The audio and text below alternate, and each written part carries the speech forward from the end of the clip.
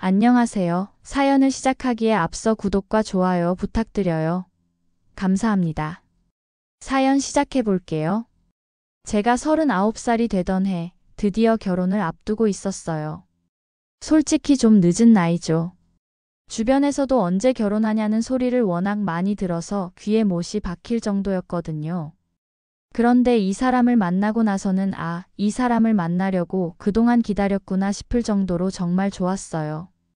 예비 아내는 27살로 저보다 12살 어렸지만 제 눈에는 정말 너무 예쁘고 사랑스러웠어요. 물론 나이 차이가 있다 보니 가끔은 철없는 모습을 보일 때도 있었죠. 하지만 그런 모습조차도 저한테는 귀엽고 사랑스러워 보였어요. 첫눈에 반했다는 말이 이런 건가 싶을 정도로 그녀에게 푹 빠져 있었거든요. 만난 지는 1년 남짓 되었는데 그 짧은 시간 동안 저는 정말 행복했어요. 회사에서도 표정이 밝아졌다고 할 정도였으니까요. 동료들도 제가 웃는 일이 많아진 걸 눈치채곤 했어요. 그래서 결혼 이야기가 나왔을 때 다들 축하해주고 언제 보여주냐며 궁금해했죠. 결혼 준비를 하는 동안에도 저는 정말 즐거웠어요. 예비 아내가 원하는 건 웬만하면 다 들어줬어요. 신혼여행지도 그녀가 가고 싶어 하는 곳으로 정했죠. 사실 제 취향과는 좀 달랐지만 그녀가 행복해하는 모습을 보는 게 더 좋았어요. 예비 아내에 대해서는 많이 알고 있다고 생각했어요. 어릴 적에 부모님이 이혼하시고 아버지와 함께 살았다고 들었고 지금은 친구와 함께 산다고 했거든요.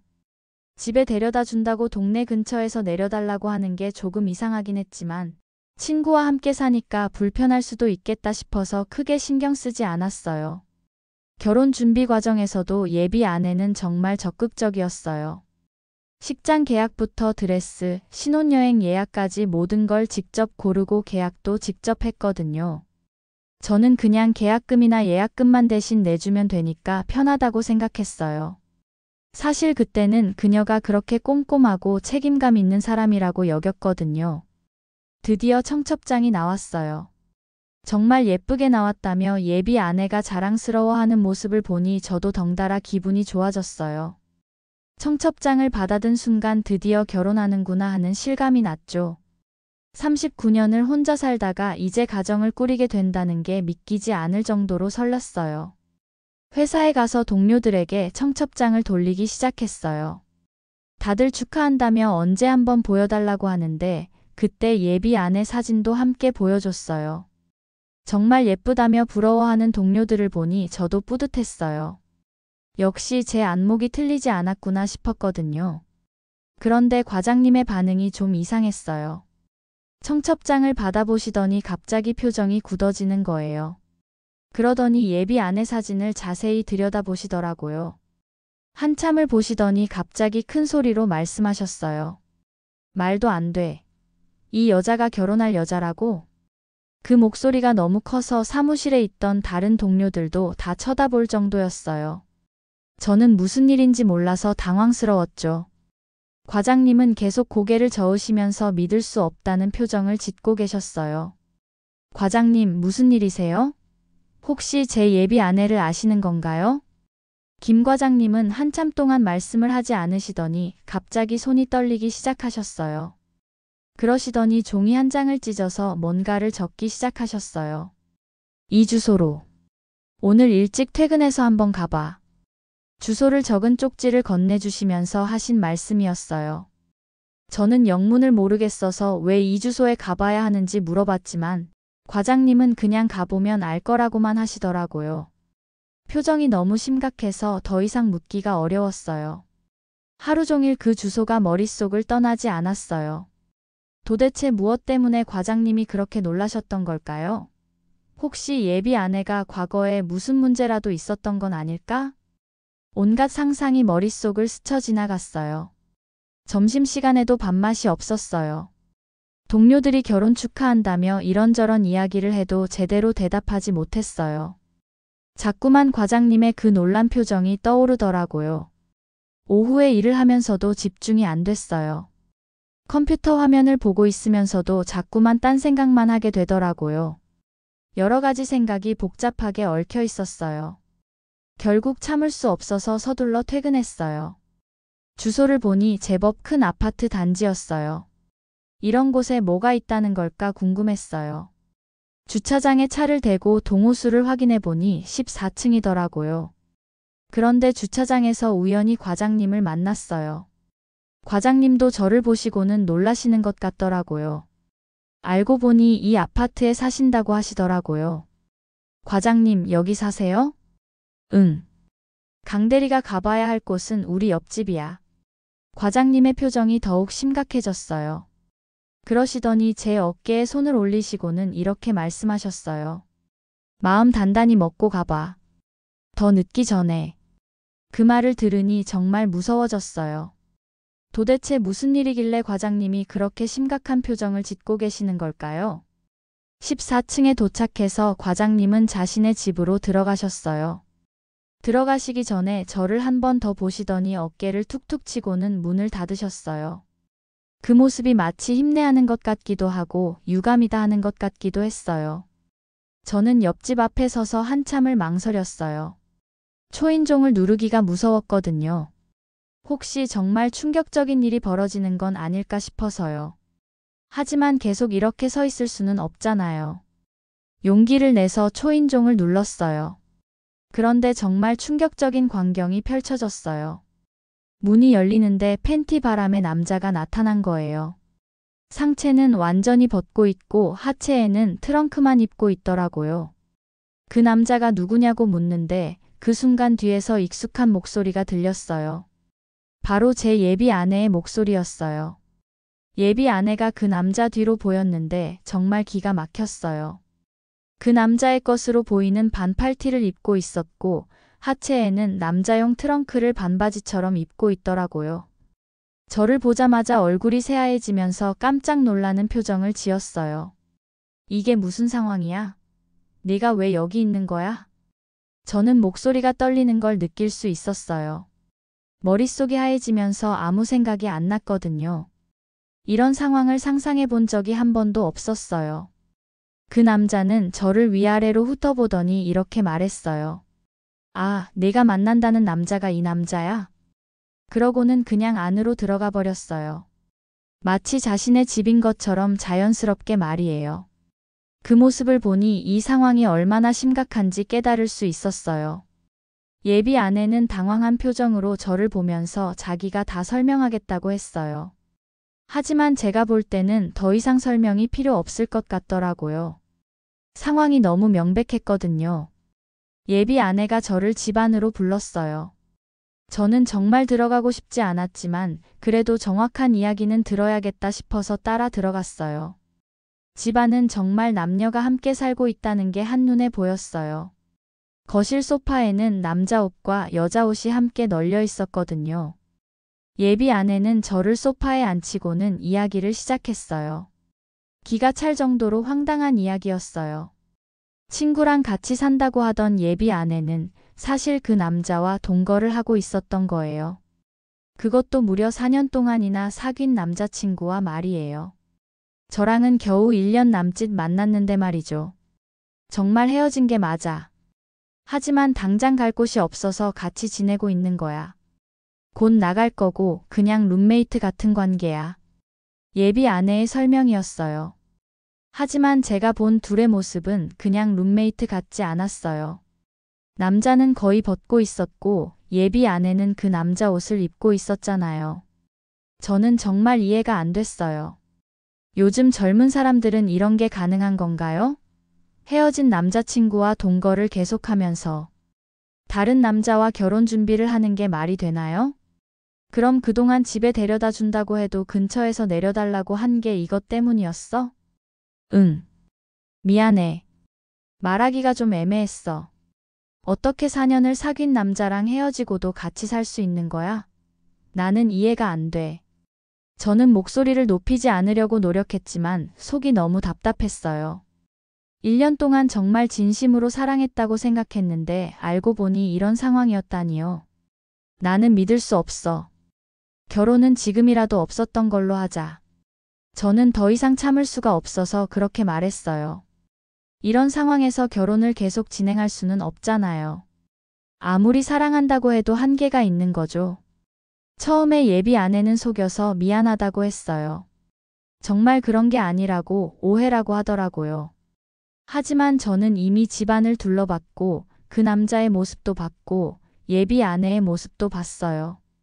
더 이상 변명할 여지가 없다고 생각했어요. 도저히 그냥 넘어갈 수 없어. 이쯤에서 끝내자. 제가 단호하게 말하자 갑자기 예비 아내의 태도가 돌변했어요. 지금까지 미안하다고 하던 사람이 갑자기 화를 내기 시작한 거예요. 시간 낭비했네. 그러니까 그 나이 먹도록 결혼도 못한 거야. 정말 기가 막혔어요. 자신이 저를 속였으면서 오히려 저한테 화를 내는 거예요. 12살 차이인데 너무 양심 없는 거 아냐? 이기적인 새끼. 그 말을 들으니 정말 허탈했어요. 제가 지금까지 뭘 한 걸까 싶더라고요. 이런 사람과 결혼을 하려고 했다니. 정말 어리석었어요. 저는 더 이상 그 집에 있고 싶지 않았어요. 한시라도 빨리 나가고 싶었거든요. 그래서 아무 말 없이 일어나서 문 쪽으로 향했어요. 예비 아내가 뒤에서 불렀지만 돌아보지 않았어요. 문을 나서는데 다리에 힘이 없더라고요. 정말 많이 충격을 받은 것 같았어요. 엘리베이터를 기다리는 동안에도 머릿속이 하얘져서 아무 생각이 안 났어요. 주차장에 내려가니 과장님이 기다리고 계시더라고요. 제 표정을 보시고는 바로 아셨나 봐요. 괜찮냐? 과장님이 걱정스러운 표정으로 물어보셨어요. 하지만 사실 하나도 괜찮지 않았어요. 39년을 살면서 이렇게 큰 충격을 받은 적이 없었거든요. 과장님, 소주 한잔 하실래요? 근처 포장마차에 가서 소주를 시켰어요. 과장님이 먼저 말씀하셨어요. 그래도 식 올리기 전에 알아서 얼마나 다행이냐. 똥 밟았다고 생각해. 과장님의 위로였지만 그 순간에는 위로가 되지 않았어요. 너무 충격이 커서 아직 정신을 차리지 못했거든요. 과장님은 어떻게 아셨어요? 저 둘이 같이 산 지 3년은 됐을 거야. 뭐라 했는지는 모르지만 둘이 지금도 만나고 있는 사이야. 아파트에서 유명해. 때와 장소도 가리지 않고 그렇게 애정행각을 한다고. 과장님의 말을 들으니 정말 비참했어요. 아파트에서 유명할 정도라니. 제가 얼마나 바보 같았던 건지 깨달았어요. 소주를 몇 잔 마시고 나서야 조금 정신이 드는 것 같았어요. 집에 돌아와서도 잠이 오지 않았어요. 계속 오늘 본 광경이 머릿속에 맴돌았거든요. 그 남자의 모습, 예비 아내의 모습, 그리고 나중에 돌변한 태도까지. 모든 게 악몽 같았어요. 다음 날 아침 정신을 차리고 해야 할 일들을 정리해 봤어요. 일단 결혼식은 취소해야 했고 그동안 준비했던 모든 것들을 정리해야 했어요. 회사에 가서 과장님께 인사드리고 식장부터 연락하기 시작했어요. 다행히 예비 아내 명의로 계약한 것들이 대부분이어서 제가 직접 취소할 필요는 없었어요. 다만 제가 낸 계약금들에 대해서는 반환을 요구했죠. 드레스샵, 신혼여행사, 식장. 하나하나 연락해서 상황을 설명하고 계약 취소를 요청했어요. 업체들도 이런 일이 종종 있나 보더라고요. 생각보다 쉽게 처리해 주시더라고요. 위약금 문제가 제일 골치 아팠어요. 하지만 계약자가 예비 아내였기 때문에 저는 위약금을 낼 의무가 없다고 분명히 했어요. 대신 제가 낸 계약금은 반환해달라고 요구했죠. 예비 아내한테서도 연락이 왔어요. 처음에는 사과하는 내용이었다가 나중에는 위약금을 어떻게 하느냐는 내용이더라고요. 저는 간단 명료하게 답장했어요. 계약은 당신 명의로 했으니 위약금도 당신이 내. 그 이후로는 연락을 받지 않았어요. 더 이상 할 말도 없었거든요. 일주일 정도 지나니 정신이 좀 드는 것 같았어요.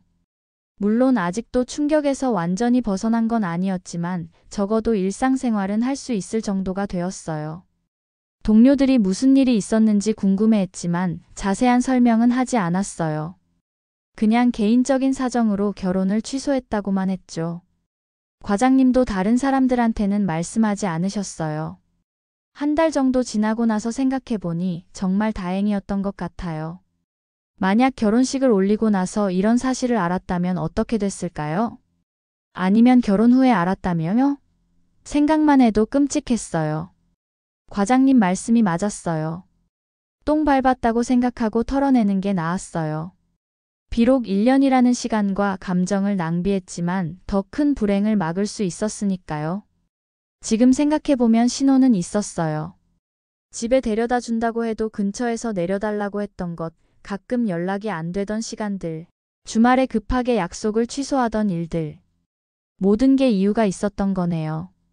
그때는 사랑에 눈이 멀어서 그런 신호들을 무시했던 것 같아요. 아니, 무시한 게 아니라 아예 의심하지 않았던 거죠. 그 사람을 완전히 믿고 있었거든요. 이제는 조금 더 신중해졌어요. 사람을 믿는 것도 좋지만 너무 맹목적으로 믿어서는 안 되겠다는 생각이 들었거든요.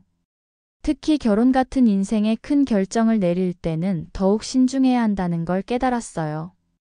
과장님께는 정말 감사했어요. 만약 김 과장님이 알려주시지 않았다면 저는 아마 결혼식을 올렸을 거고 나중에 더 큰 상처를 받았을 거예요. 요즘은 다시 혼자만의 시간을 즐기고 있어요. 1년 동안 결혼 준비에만 매달렸던 시간들을 생각하면 이제는 제 자신을 위한 시간을 가져도 될 것 같아요. 새로운 취미도 찾아보고 운동도 다시 시작했어요. 언젠가는 정말 좋은 사람을 만날 수 있을 거라고 생각해요. 이번 일로 인해 사람 보는 눈도 생겼고 무엇보다 진실한 관계가 얼마나 소중한지 깨달았거든요. 그 예비 아내와는 완전히 연락을 끊었어요. 가끔 SNS에서 보이기도 하지만 더 이상 관심 없어요. 오히려 그 4년 사귄 남자친구와 어떻게 지내는지 궁금하기도 해요. 아마 여전히 같이 살고 있겠죠. 결국 그게 진짜 관계였으니까요. 이 일을 겪고 나서 느낀 게 참 많아요. 무엇보다 사람을 너무 쉽게 믿어서는 안 된다는 것, 그리고 결혼 전에는 상대방에 대해 정말 확실히 알고 해야 한다는 것이었어요. 39살에 이런 일을 겪는 게 창피할 수도 있지만 오히려 감사하게 생각해요. 더 늦었다면 회복하기도 더 어려웠을 테니까요. 그리고 이제라도 진실을 알 수 있어서 다행이에요. 주변에서는 빨리 다른 사람을 만나라고 하지만 저는 서두르지 않으려고 해요. 이번에는 정말 신중하게 확실하게 결정하고 싶거든요. 제 인생에서 가장 중요한 결정 중 하나니까요. 앞으로는 더 신중하지만 동시에 더 당당하게 살아가려고 해요. 이번 일로 인해 상처받긴 했지만 더 성숙해질 수 있는 기회이기도 했으니까요. 그리고 언젠가 정말 좋은 사람을 만나서 행복한 가정을 꾸릴 수 있을 거라고 믿어요. 지금은 그때를 위해 차근차근 준비하는 시간이라고 생각하고 있어요. 제 긴 이야기를 끝까지 들어주셔서 감사합니다. 구독과 좋아요, 알림 설정까지 잊지 마세요.